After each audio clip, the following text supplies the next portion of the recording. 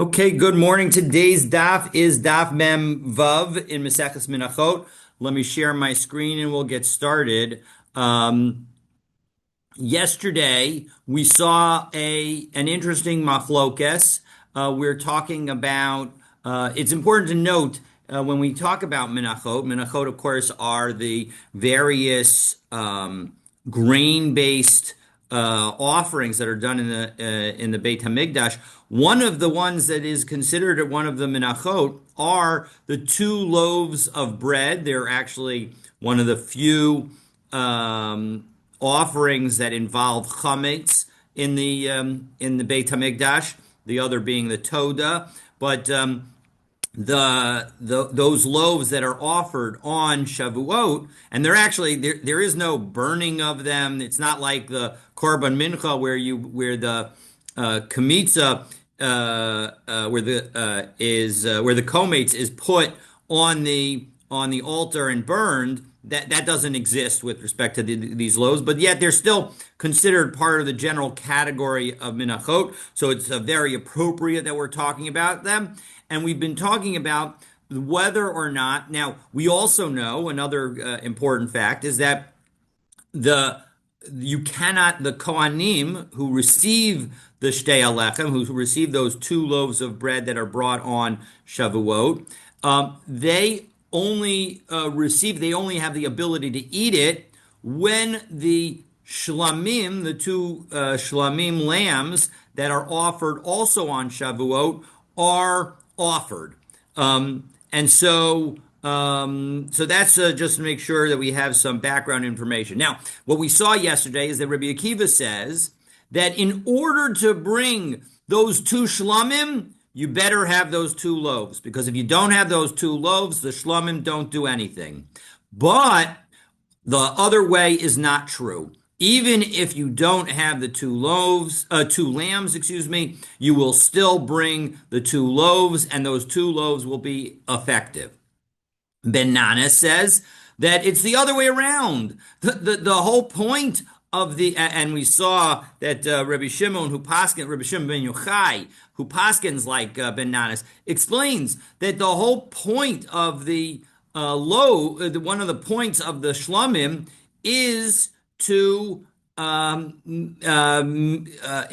enable the loaves to be edible, and without them, the loaves would not be edible, according to Ben Nanas. And so as a result, that's why, and Rabbi Shimon ben Yochai, and that's why you need to have the shlamim in order to bring the loaves. But you don't need the loaves in order to bring the shlamim. The two lambs you can bring them even if you don't have the two loaves. So that was the machlokas that we saw yesterday. Again, Rabbi Akiva says that the loaves are essential. The Ben Nana says that the shlamim are essential. And so as we pick up on the final line of Mem Hey and Bet, we say, Amar Rabbi Yochanan at the two dots, last five words of the line. Amar Rabbi Yochanan, Kol Modim, everybody agrees as we turn to Mem Vav and Aleph, Shem Huzkaku Zelazeh, if there becomes a connection between, and Rashi tells us, Shahayu Biyachad, that the loaves and the shlamim are together. Va'akar kach avad lechem kvasim, and then the bread or the loaves gets lost. Shema akvin zelazeh, that they are essential to one another. Meaning, even though Rabbi Akiva says the loaves are essential, Ben Nana says that the shlamim are essential, and not the other way around, but everybody agrees that both become essential when they become connected to one another.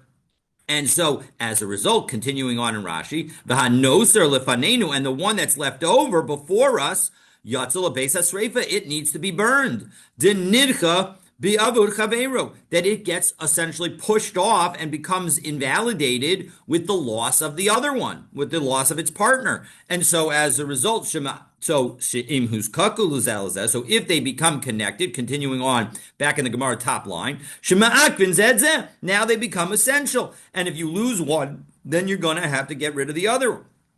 Ve'ezehu zika shalahen. What is it that creates that connection? Shchita, it's the slaughtering of it.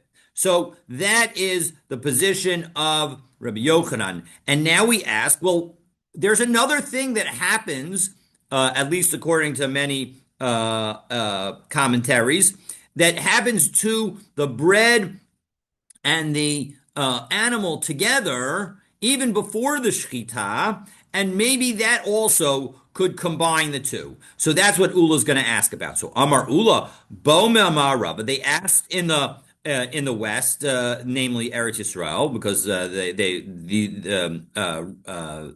Ula was sitting in Bavel, and west of Bavel is Eretz Yisrael. Tenufa osa zika o ena osa zika. Does the waving of the animals with the bread create a connection or not? As Rashi tells us, tenufa kivasim, the waving of the lambs. Hayu menifin im halechem mechayim, that they would be waved with the bread while they're still alive.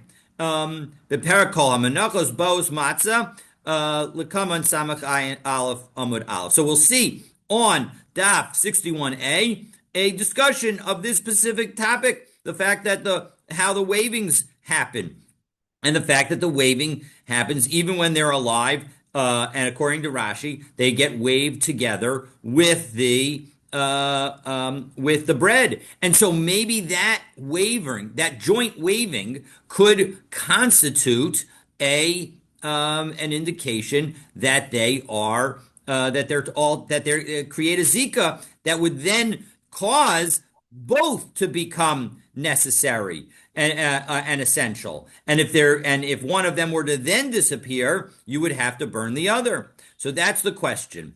So Pashat le mid Rabbi Yochanan. Maybe we can answer this from Rabbi Yochanan. Dama Rabbi Yochanan shchita osazika.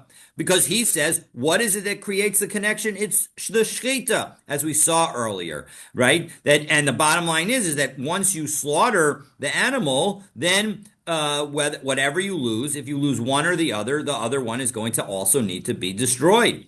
Miklal, but what's the implication of shchita being the zika? Miklal, the tenufa enos zika. That implies that the tenufa that happens beforehand. Now, I will note, it's important to note this, there is a second tenufa. There is a tenufa that happens when the lambs are alive, and there's a debate as to whether that includes the bread or doesn't include the bread. Rashi clearly thinks that it does include the bread. And then there's a waving of the animal and the bread after the animal is slaughtered. Now, clearly, we're not talking about the one that's the waiver after the animal is slaughtered, because the animal's been slaughtered, and we already said that slaughtering creates the zika, creates the connection. So as a result, we're talking about the waving that happens before the slaughtering, and so that's the question. And the implication of Rabbi Yochanan's statement is that only shchita will create the connection. So zika, as implying that the waving does not create a connection. So now, clarifying his question, Ula says, to Rabbi Yochanan gufa kami by. No, it's about what Rabbi Yochanan thinks that I am asking. Mivsha pshita le Rabbi Yochanan deshchita osazika tenufa enoza osazika. If he's clear in his mind that it's only the slaughtering that creates the connection and not the waving. Odilma shchita pshitale utnufa misafkale. But maybe you could also imagine that he would have said that the shchita osazika, not because he knows, not because he's trying to imply that the tenufa does not. He's just pointing out that I'm not sure about the tenufa, and therefore maybe the tenufa could. So teku, this is a question that's unresolved, and so as a result, we don't know whether or not it creates a zika, and therefore you have to be very careful. And you want to shorten the time as much as possible between the initial waving and the slaughtering. So Amrle Rabbi Yehuda Bar Chanina, to try and answer this, Rabbi Yehuda Bar Chanina l'Rav Huna Brei de Rabbi Yoshua. So he says to Rav Huna, listen, v'haki kasiv kodesh yiyu la Hashem la kohen. What was the verse that Benanis and Rabbi Akiva were arguing about? It was kodesh yiyu la Hashem la kohen. That verse mentions both the bread and the shlamim, and the question that we had was, is this verse primarily about the bread and the yeyu and the requirement is connecting to the bread? Or when we focus on the last words, when we say, what is it that's holy for the Kohen? Are we saying that it's holy for both the Hashem and the Kohen? So we're referring to the shlamim. Or if we are saying that it's that only for the Kohen, but it's through Hashem, and so we're referring to the lechem. So that was the debate that we saw yesterday. And so the question is the point is that pasuk basar tenufuksiv. That pasuk is talking about after the waving, and yet upligi ben Nanas for Rabbi Akiva, and yet Ben Nanas and Rabbi Akiva disagree.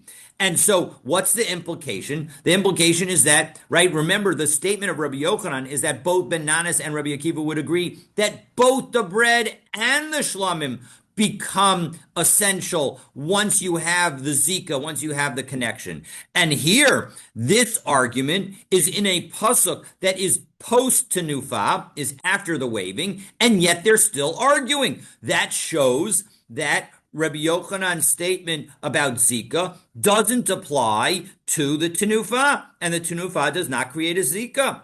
No, I'm sorry. Rabbi Huna responds and says that's not that necessarily a proof in response, because l'tamech, according to you, basar tenufa v'lo basar shkuta, are you telling me that this verse, the verse that says Kodesh Yeyu Lashem La Kohen, that verse is talking about only after the waving and not also after the slaughtering? Of course it's after the slaughtering.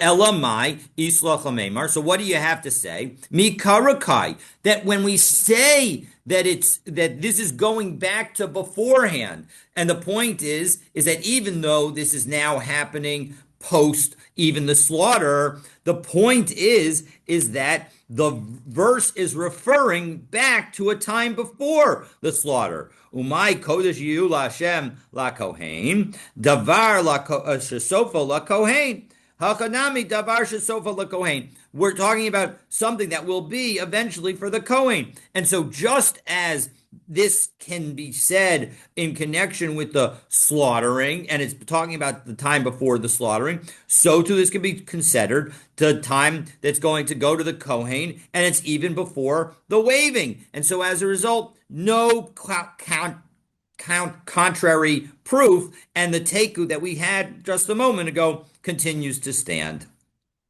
So now we ask, Ushchita osezika, you're going to tell me that in fact, according to Rabbi Yochanan, that the slaughtering does create a connection? I'm going to show you, and through a long brisa, but two pieces of this brisa we're going to say at the end are going to show that really slaughtering must not create a zika. Now, this brisa is not about the shlamim on Sukkot. It's not.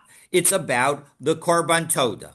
And in connection with the Korban Toda, which also has both an animal sacrifice and bread. So that's comparable to the Shlomim sacrifice on Shavuot, which also goes with bread. It goes with the 2 loaves. So we're going to so the Gemara is going to assume that there's a similarity between the shlamim and shtei alechem on Shavuot and the korban toda with the bread that goes with it during the rest of the year. So let's take a look at the brisa. Urminhu, and so the Gemara says I can pose a a distinction. So now we're at the word ad shalo. The one it's middle of the Gemara. There's the letter bet for the Ein Mishpat is right there. Or minu ad shalo until you haven't shchata nifras lachma until you've slaughtered it, and now the bread broke. So now again, Rashi tells us that this is talking about a toda. So take a look at Rashi 1, 2, 3, 6 lines down in the narrow lines of Rashi on Mem Vavam and Aleph. Ad shelo shachta letoda, before you slaughter the toda. Lechem toda, the bread of the toda. Eina mitkadesh, it has not been sanctified. Ela b'shkitasa, only through its slaughtering.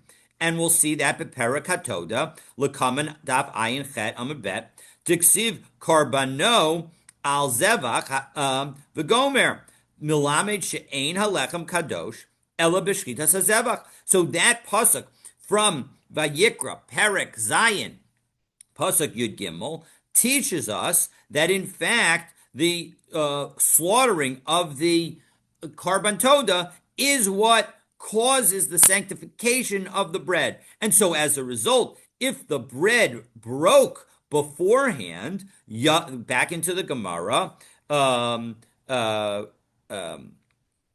going to, a third word on the line beneath the word line that has the Ein Mishpat letter bet, Yavi lechem acher, you just bring other bread, v'shochet, and then you do the slaughtering. So that's the process of what you would do if, in fact, the bread broke before you slaughtered the animal. Case number 2. And we're going to have a total of 9 cases. We're going to the first set is going to be about the breakage of the bread. The second set is going to be about the yitzia of the bread going out of the walls of Yerushalayim. And the third case is going to be about the tuma of the bread. So we're going to have 3 different factual situations, and we're going to have 3 different time situations: before the slaughter, after the slaughter, but before the blood is thrown, and after the blood is thrown. So that's what we're going to do. So, mishishchata nifras lachma, if after the animal has been slaughtered, now the bread broke, hadam yizarek, throw the blood. And Rashi tells us very importantly, hadam yizarek, l'shem shlamim. This is a Rashi 5, 10, about 17, 18 lines down in the narrow lines of Rashi. Hadam yizarek l'shem shlamim. Don't throw it for a korban toda any longer, because you no longer have all the bread.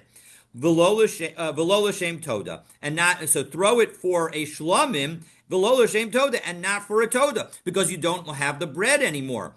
V'habasar ye'achel, and so as a result, now that even though you throw the blood for as a shlamim and not a toda, you can still eat the meat of that sacrifice, but you can't eat the bread because the bread was broken, and it's already been sanctified, and it was sanctified with the shchita, and now the bread broke, and so you don't have the whole thing, and so as a result, we're going to just treat this as a shlamim.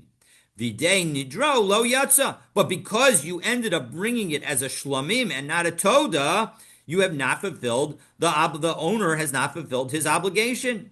V'alechem pasul, and the bread is invalid. It can't be eaten.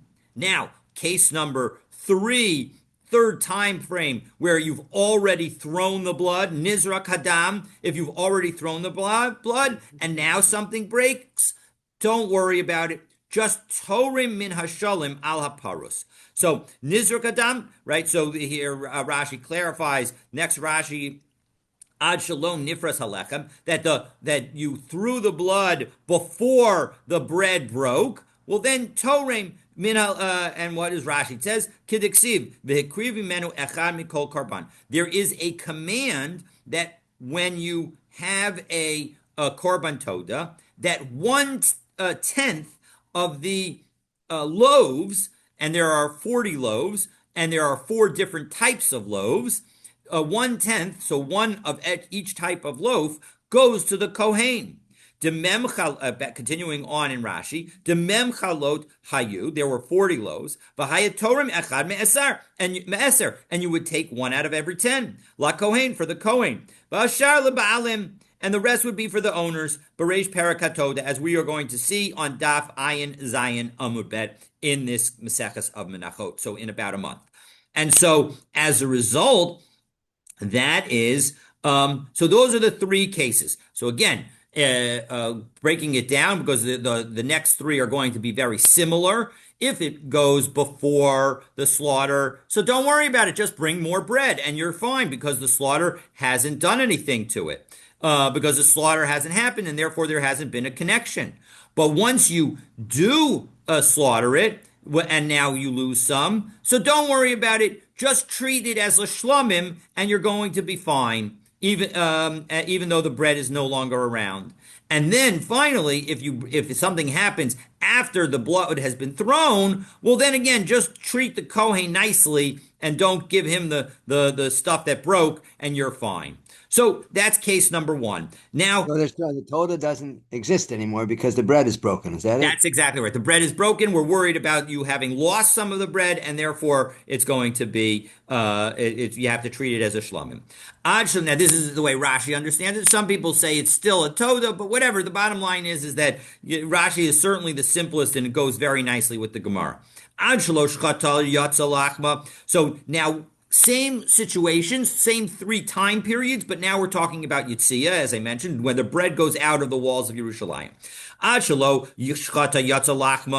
So machnisa v'shoket. So fine, bring it back in and now slaughter it, because it hasn't been sanctified. You're not violating anything when you took it out, and so therefore just bring it back in and it's fine. After all, the bread wasn't baked inside Yerushalayim necessarily. But once you slaughter the animal and now it goes out, well then hadam yizarek, throw the blood again. You're going to throw the blood for as if it was a shlamim and not a toda. V'habasar yeachel, and the meat can be eaten. V'dei nidro lo yatsa, but you didn't fulfill your obligation. V'alechem pasul, because the bread is invalid. It can't be eaten because it's been brought outside. At least part of it has been brought outside. Nizrak hadam. Now, if it only gets brought outside after you throw the blood, toreh mima shebifnim al shebachutz. Well, then just make sure that you don't punish the Kohen, meaning give the Kohen 1/10 of what was originally all of the bread. Make sure you give him from the bread that didn't leave Yerushalayim, because otherwise you're giving him stuff that he can't eat. And then fine, you lost the opportunity to eat some of the bread, but so be it. You fulfilled your obligation. Everything is hunky-dory. All right, third case. Now we're dealing with Tuma. So if before you slaughtered it, the bread became tameh, well then just like when the bread became broken, maybe lechem acher v'shoket, bring other bread and everything's fine, because you haven't created the connection between the two. Mishishchata nitma lachma. But when the bread became tameh after the slaughter, hadam yizarek, well then, you know what? Good luck. You're in luck. You can throw the blood, and you don't have to throw the blood as a shlamim in this case. You can still throw the blood as a toda. V'habasar yeachel, and the meat you can eat. V'nei nidro yatsa, and you fulfilled your obligation. Why? This is the key moment. Shahatzitz. This is the key moment of understanding this piece. Shahatzitz miratze al hatame, because we know that the Kohen Gadol's headpiece, the tzitz, creates acceptance for even sacrifices that become tameh. And so as a result, even though of course it is tameh, and therefore v'halechem pasul, the lechem is invalid, but the tzitz works to create acceptance, and therefore we treat it as if it was not tameh, and therefore you have the person who brought the toda has fulfilled his obligation. Finally, last case, nizrak hadam, if the blood has already been thrown, well then, again, it's totally a good korban, Torah minator al tameh. You have to make sure that when you're giving the bread to the Kohen, the Kohanim, who are getting 1/10 of each set of loaves, one of each loaf, they get the loaves that are tahor, that you can't give him the tame one, which he's not going to be able to eat. So as a result, you got to make sure to give him the tahor one. Okay, so that is the brisa. But what was the proof? Well, the proof is from the middle case of the first two examples. So again, it's the case where you slaughtered the animal and the bread broke or it went out of the walls of Jerusalem. And now we say, you know what? Keep throwing the blood. You're allowed to throw the blood as if it was a shlomim. Now, if in fact, let's take a look inside. If you think that the slaughtering creates an attachment between the animal that is the Toda animal and the bread that is brought with the Toda,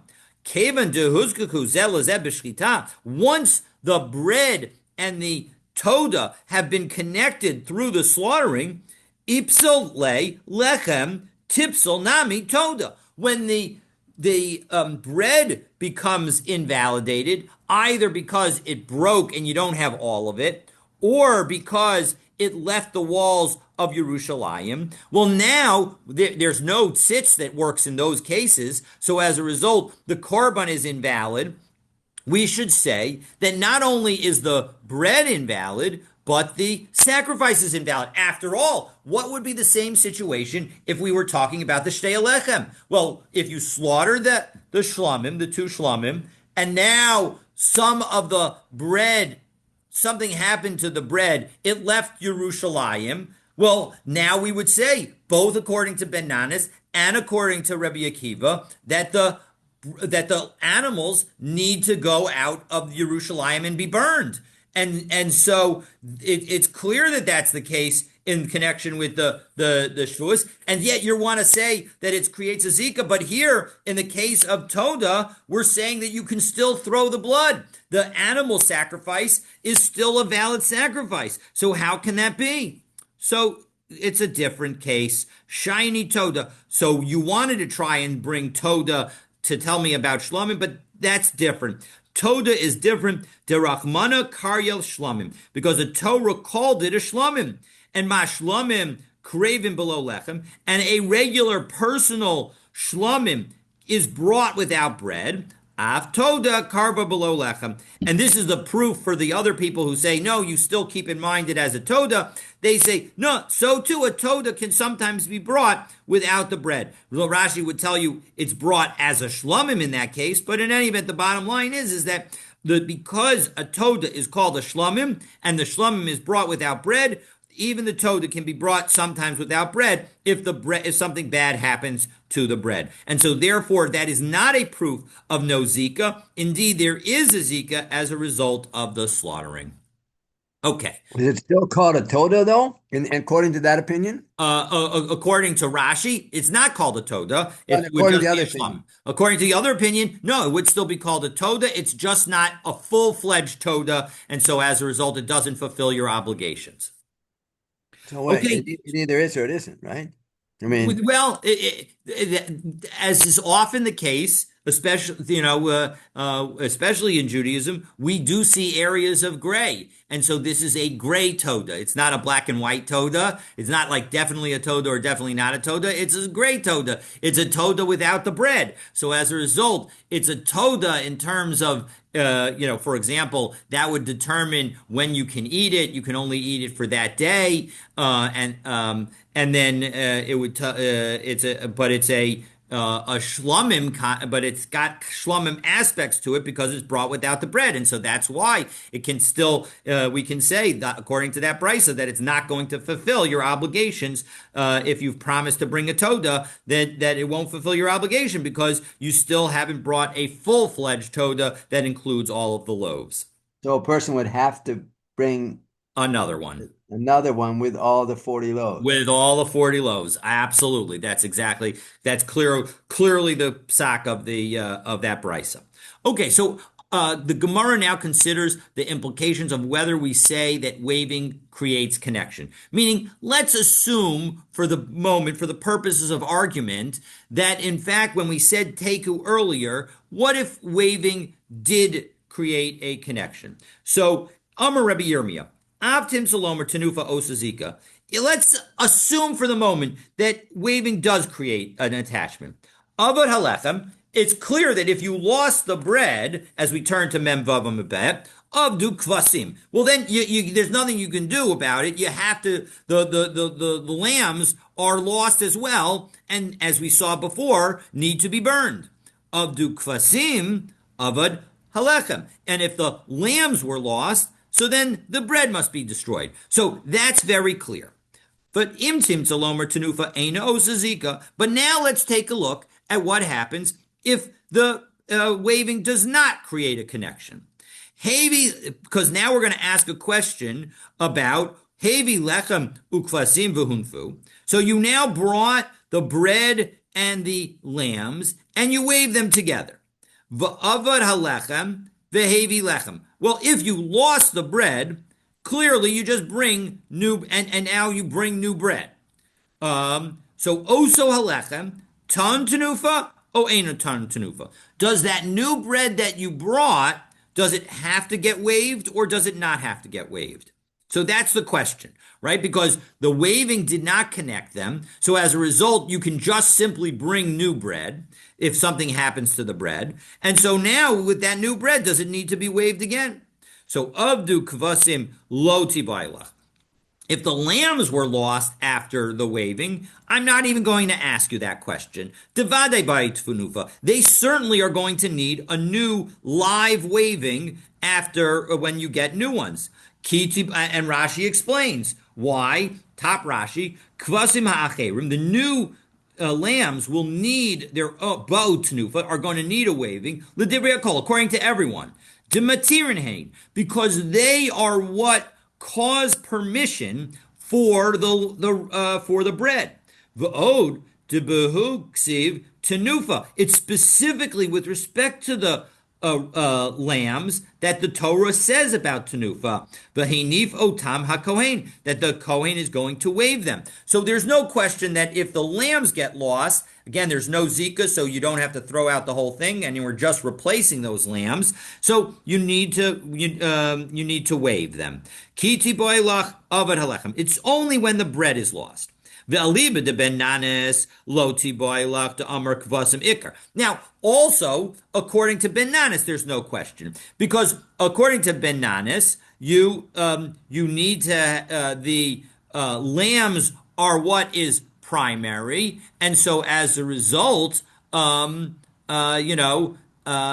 going to be, he says the lambs are primary. So the only question is going to be according to Rabbi Akiva. Kiti boilach. Aliba de Rabbi Akiva, de Amar Lechem Ikar. He's the one who says that the bread is primary. Meaning, if the lambs are primary, you already waved them. So as a result, who cares if you didn't even need the bread in the first place. So as a result, of course, you don't need to wave the bread again. So because you didn't need it. So now, but according to Rabbi Akiva, who says that the bread is primary, now you lost the bread and you have new loaves that have never been waved. Do you need to wave them? Kaven de lechem ikar boy tenufa. Do you need to wave them because that's what's the key to the whole thing is the having the bread? Odilma kaven de matirin didei kvasim ninhu lo tzarich tenufa. Or maybe you could say that because the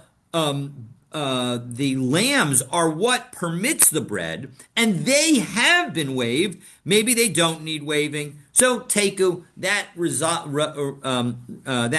remains unresolved as well. Okay. So wasn't there a viewpoint that one has to wave both of them together? Yes.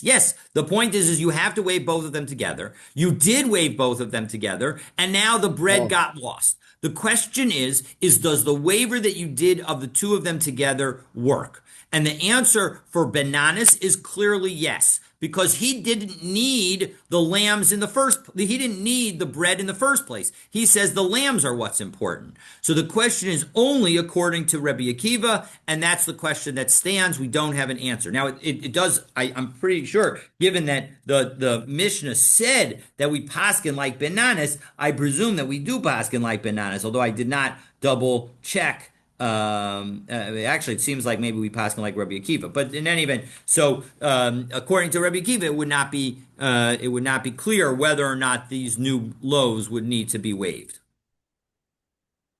So what's the pasak then? If it's not clear, then how's there a pasak? Yeah, we'd have to take a look at what the Rambam says. But again, this is a psak of with respect to korbanot, so it's not in Shulchan Aruch. The conclusion. So you can find what the Rambam would say in this case, but that doesn't speak necessarily to how everybody concludes as to whether or not. Again, because the question is do we paskin like Rabbi Akiva or Ben Nanas, especially given the comment of Rabbi Shimon ben Yochai that we paskin like Ben Nanas. It's interesting that it seems like the Rambam may paskin the other way. Okay, so let's continue on in the Gemara again. We can unfortunately it would be wonderful to be able to spend time and sort of think about the halachic ramifications of each of the things, but that's not something we're able to do as part of the Daf Yomi. So all right, so Amar le Abaye le Rabba, Ma'ishna shnei kvasim de mekadshe lechem umaakve. Umaishna shiva kvasim upar be'elim de lo mekadshe lechem velo ma'akve. Well, one second. We saw in our Mishnah that there are two sets of korbanot on Shavuot. There are the two shlamim, but then in addition to that, there are the olot that are offered. Namely and the two shlamim we said are at least are essential to the bread that as Ben Nanas had noted. But the 7 lambs, the 1 bull and 2 rams, which are olot sacrifices, they have nothing to do with the bread, and they don't sanctify the bread when they get slaughtered, and they are not essential to the bread. So why are they being treated differently? So Amar le, Rabba responded back. So answer number 1, and then we're going to clarify it. Well, once they were waved together, so now they have some kind of connection. So that's the answer. So no, but toda But 1 second, there is no waving when it comes to the toda, and yet the animal sacrifice still sanctifies the slaughter of the animal still sanctifies the bread and creates an essentiality so that you need to have both. So that cannot be it. Ella kitoda. Rather, it's maybe, so then Rava would say, okay, so it's just like the toda, meaning ma toda shlamim, av hachanami shlamim. These are both korban shlamim. And so we'll say that it's based on the concept of them being similar sacrifices, and whatever process enables the toda to work, it also enables this shlamim on Sukkot to work. Midami, are they actually comparable though? Hasam leka zvachim achrine behadei. Yeah, the toda, it's the only thing. When you bring the bread that's associated with the toda, there's only one animal that's being sacrificed. So there is no question as to which animal's slaughtering is going to sanctify those loaves. But here, let any of the animals' slaughter constitute the method of connecting connecting the bread to the animals. Why are you specifically choosing just the shlamim? So Ella Ke'el Nazir. So I'll find you another situation where you have bread and you have, or at least a mincha, not risen bread, but matzah, we'll call it, unrisen bread, unleavened bread. So there's another situation where we have unleavened bread and multiple sacrifices, and yet the shlamim is what creates the connection between the two. So, and that's the example of the Nazir's ram. The Nazir's ram, it's important to note, is a shlamim. So ma el nazir avagav de ikas v'chamachrine. Even though there are other sacrifices, namely there are olot and chatat sacrifices that are offered with it, which by the way also happens on Shavuot. So shlomim huda mekadshe. It is the shlomim that creates the connection and creates the sanctification of the breads that are brought with the shlomim sacrifice, with the nazir sacrifices. Mida achrina lo, and other things don't. So Hachanami Loshna. So too, Shavuos, it's the exact same. The Shlomim both sanctifies the loaves and creates the connection, and nothing else. V'hasaminalan. Okay, so I understand the connection, and once we have that connection, it all works great, and it'll work also for the Toda. So we have in all three cases, we will explain that it's the shlomim that creates the connection, nothing else. So what about, though, how do you know that that's true for an El Nazir?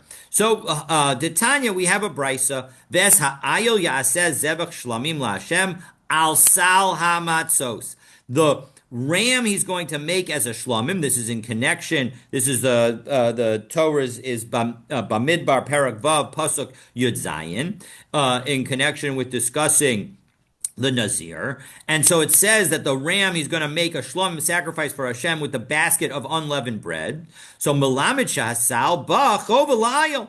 This shows that the basket comes as an obligation specifically for the ram. Ushkitas ayel mekadshan. And the slaughtering of the ram is what sanctifies and creates the zika associated with it. Lefikach shchato shelo lishmo lo kachu alechem. And so as a result, if you actually slaughtered the ram not for the purpose of a shlamim, but for some other sacrifice, the bread is not going to be sanctified. And so as a result, that highlights the fact, what we've been trying to show, that specifically it's the shlamim that creates the connection between the bread and the sacrifice, and not the olot. And so just as that is true with respect to the Nazir's ram, it's also true with respect to the sacrifices on Shavuot. And so we have completed the proof.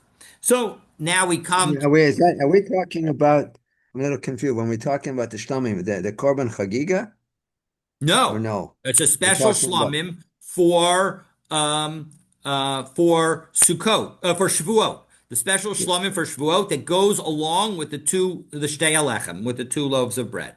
That's what we're referring to. And that's been the question all along.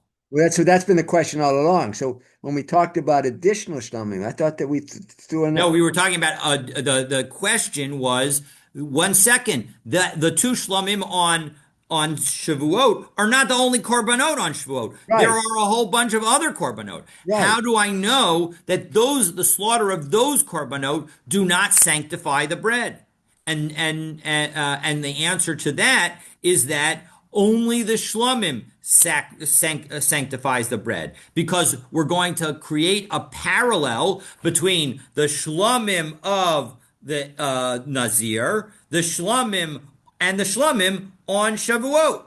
And now we have two shlamim that are brought with other sacrifices and with bread. And even though there are other sacrifices there, the only sacrifice that actually matters to sanctify the bread is the shlamim. And just as it's true by the El Nazir, it's also true for the shlamim, the special shlamim, communal shlamim on Shavuot. Those are, I think, the only communal shlamim that we may be bringing are the shlamim on Shavuot. And those are two lambs, right?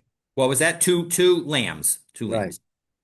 Right. Okay. So one last brisa. I think, one last brisa, and then we'll finish for today. So, Tana Rabbanan. So according to Rabbi Akiva in our Mishnah, the loaves on Shavuot could be brought on their own. So the Gemara now quotes a brisa that details what happens to them. Meaning, can you eat them? Do you not eat them? What's the story? So that's what we're going to deal with right now. So Tana Rabbanan, shtei alechem habos b'fnei atzman yunfu. So the two loaves that come by themselves get waived. Usa ubar tzurasan. And then you allow them to change their appearance, meaning, as Rashi says, yifsalu belina, you let them become invalidated overnight because you're not going to eat them because we'll see why. V'yetzu lebeis hasreifa, and then they go out to the place of burning. as Rashi says. Right. Okay, so we covered that Rashi already. So manashach. So 1 second. I don't understand.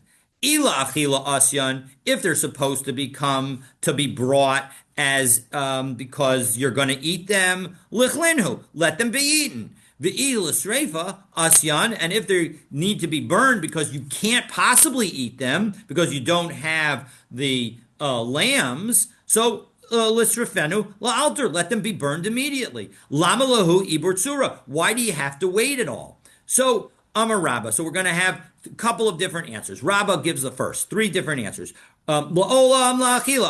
Really, they come to be eaten. Is damnu lahen kvasim l'shana hababa yomru eshtaka lo achalnu lechem below kvasim achshav nami nechol. Because we're worried what's going to happen next year when you do have the lambs to bring, and now you bring the bread with the lambs. If you ate the bread alone last year, you might think that you don't need to wait for the lambs to be put on the altar before you eat the bread. But that's not true. The only reason you were allowed to eat the bread last year was because there were no lambs. And so because of that mistake, we are not going to allow you to eat the lambs.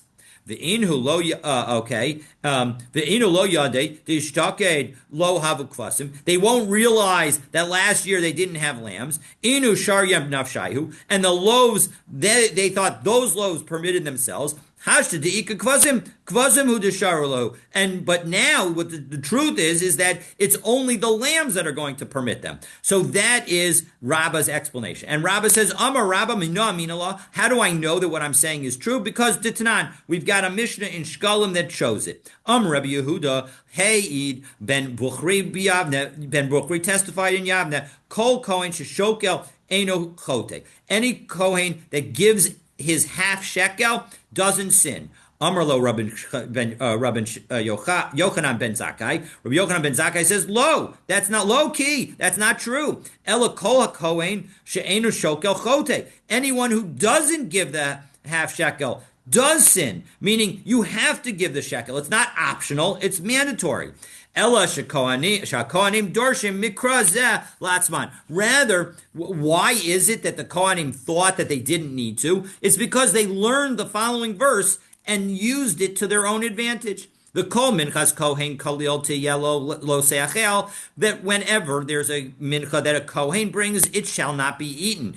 And what did they think? Well, listen. Ho'ava omer ushtei alechem v'lechem apanim shalanu hein heich ne'achalin. 1 second. When it comes to the omer and the shtei alechem and the lechem apanim, so again, the omer sacrifice on the second day of Pesach, and the 2 loaves on Shavuot, and the lechem apanim every week, the showbread that's every week, those all go to the Kohen. And yet, if in fact the Kohanim were giving the Chatzi Shekel, the Chatzi Shekel is what is used to fund these korbanot, in which case, and these are all considered Menachot, and so as a result, each of these Menachot, if they use half shekels from the Kohanim, wouldn't that make these into Menachot of Kohanim, and thereby cause us to not be able to eat it? And yet the Torah says that we do get to eat it. So doesn't that show that we must not be participants in these korbanot? Now, Rabbi Yochanan ben Zakkai himself would disagree with that conclusion. He would say, that's ridiculous. The point is, those are all communal sacrifices. When the Torah says that the Kohen's mincha can't get eaten by the Kohen, that's talking about a private mincha. So he just says the entire argument is a red herring, so to speak. All right, so Hani Shtei, but the bottom line is, but the point and the reason that we quoted this Mishnah is to support Rabbah. So Hani Shtei Alechem Hechidami. What is the situation where we're talking about the Shtei Alechem? That where the Kohanim are thinking the following: I get to eat the Shtei Alechem, and it's a just like a mincha, and therefore it must be that I'm not supporting it. So if you tell me that those shtei alechem are coming with the shlomim sacrifices that go along, so then what's their question? Of course they get to eat the shlomim, the shtei alechem. Atu toda v'lachma milo menadve kohanim v'achle lahu. If a kohen brings a toda offering with the 40 loaves, you know what?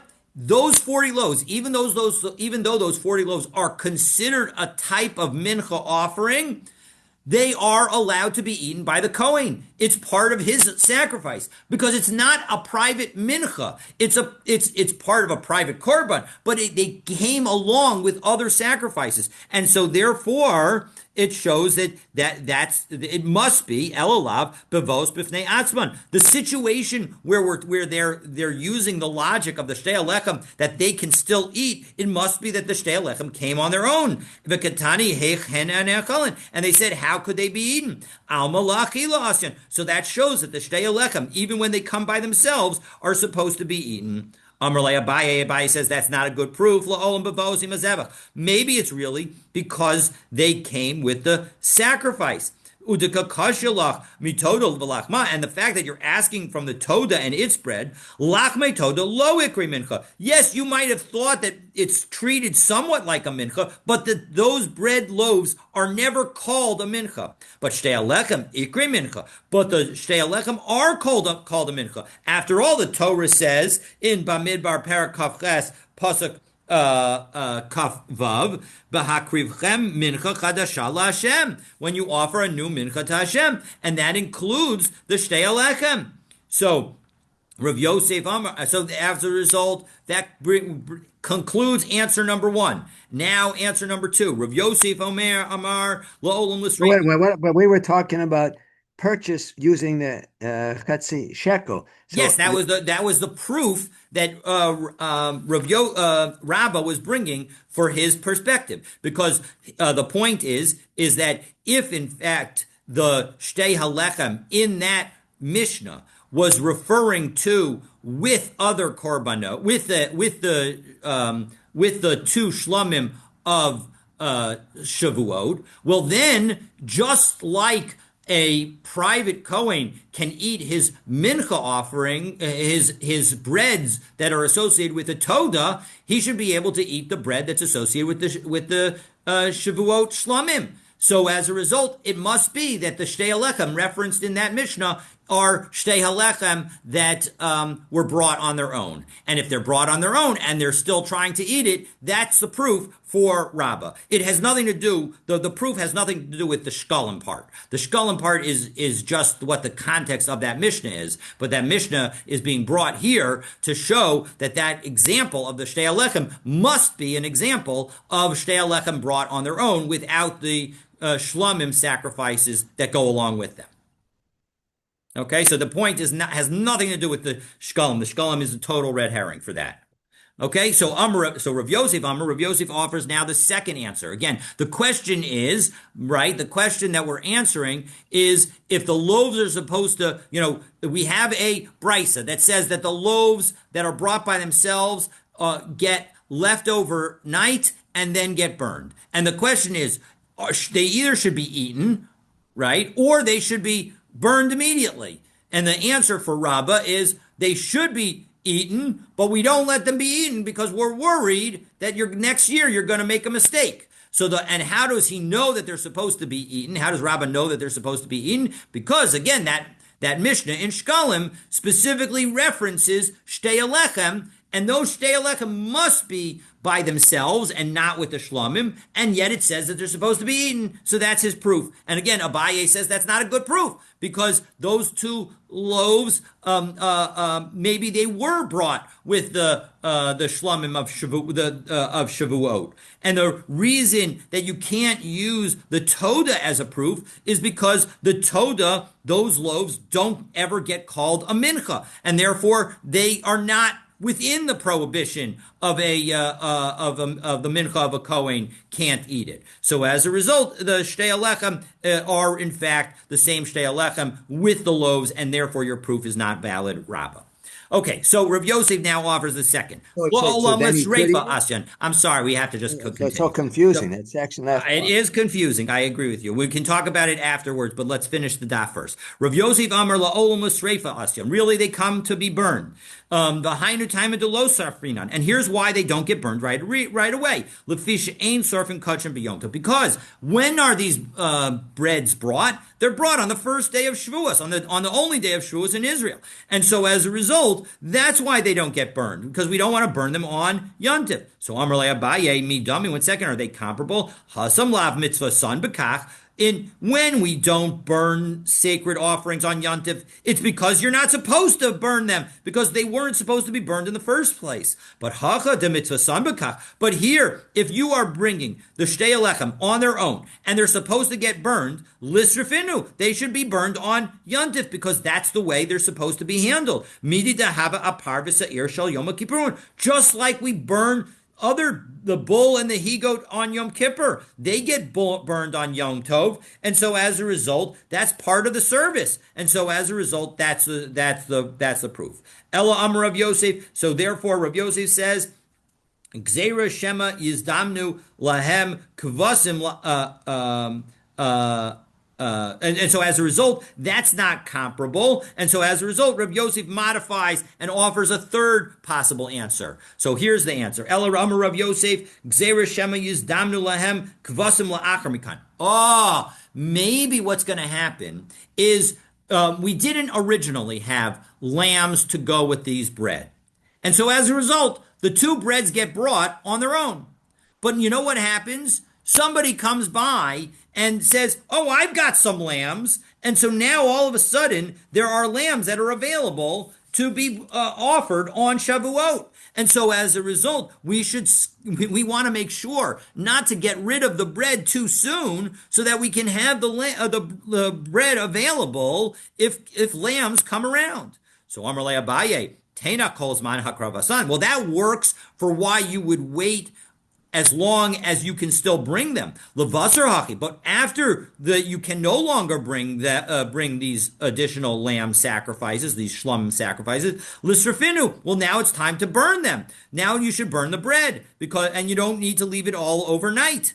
So, because after you can't bring these korbanot, if after you bring the tamid shel ben harbayim, you're no longer able to bring these the shlamim any longer, because you don't bring sacrifices other than the korban pesach after the tamid shel ben harbayim. So my to ubar turasan nami diktani turas hakaravasan. So actually, you know what? When we said that it needs to change form, what we meant by it was it just changes the form of the offering, meaning that you can no longer offer the offering. It's not about staying overnight. It's about the inability to offer the shtei alechem. So that now we have the three different proofs, and Rava says, you know what? Rava Amar Lachila Asyan. I agree with Rava. Ugzera Mishum de Rava. And the Gzera is as Rava said. But the proof that Rava offered, I agree, is not a good proof. V'lam mitamei ela mikra. And it's not because of the Mishnah that he cited in Maseches Shkalim, but rather it's from a pasuk. V'amar Rava mina minala. How do I know, in fact, that the bread is supposed to be brought to be eaten? Tiksiv mimosh vosechem taviu lechem tenufa. Bikurim laHashem, that you were supposed to bring from your dwelling places the bread of waving, which will be the first produce for Hashem. So that verse, this is a Perek Vayikra Perekav Gimel Pasuk Yud Zayim, connects first produce and the bread for the waving. Ma bikurim b'fnei atzman, just as bikurim can be brought by themselves without an animal sacrifice. Indeed, there is no animal sacrifice that's associated with them. So too, the shtei alechem can be brought by themselves without an animal sacrifice, even though they're connected to the two shlamim lambs on Shavuot. Umina, and we can also learn from this, ma bikurim la'achila, just as the bikurim are brought to be eaten by the kohanim, af shtei alechem nami la'achila. So too, the two loaves are also brought le'achila. But again, as Rabbah noted, we are concerned. We don't want anybody to think next year, hey, I can eat them even without bringing the shlomim. And so as a result, well, we say that those loaves need to be left overnight and therefore burned the next day. All right, now I'm happy to answer any questions. Let me stop the recording and we'll pick up from there.